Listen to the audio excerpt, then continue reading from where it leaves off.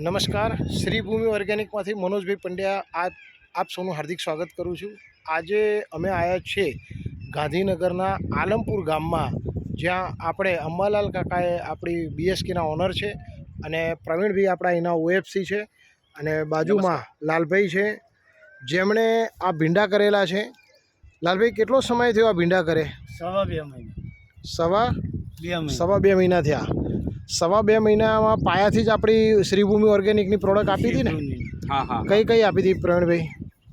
ભૂમિ વર્ગો, route power અને soil power પહેલાં પાયામાં આપ્યું, ઓકે, અને પછી એનપીકે, પછી ગ્રો આપ્યું છે અને કુબેર આપ્યું। ટૂંકમાં પાયાથી માંડીને અત્યાર સુધી જે આપણને ગ્રોથ દેખાઈ રહ્યો છે એ આપણા શ્રીભૂમિ ઓર્ગેનિકની 100% ઓર્ગેનિક પ્રોડક્ટ તમે વાપરેલી છે, બધા ખાતર આપણા જ વાપર્યા છે। તો લાલભાઈ, તમારા દિલ ઉપર હાથ મૂકીને તમે બોલો કે તમને આ વખતે ભીંડા કર્યા અને પહેલાં ભીંડા કરતા હતા, જે કેમિકલવાળા ભીંડા અને આપણા રાસાયણિક વગરના ઓર્ગેનિક ભીંડા, આ બેમાં કંઈ ફરક દેખાય છે? બહુ ફરક લાગે છે। શું ફરક લાગ્યો તમને? ફરક માર્કેટમાં જઈએ એટલે પહેલો તો ભીંડું વેચાઈ જાય છે, બરાબર, કલર જ જોર પકડાય છે। વાહ, સરસ। બરાબર, બીજું? વધતા ઉતારામાં વધતો જાય છે, ઉતારા બરાબર છે, એટલે કે ઉતારો સારો દેખાય છે તમને?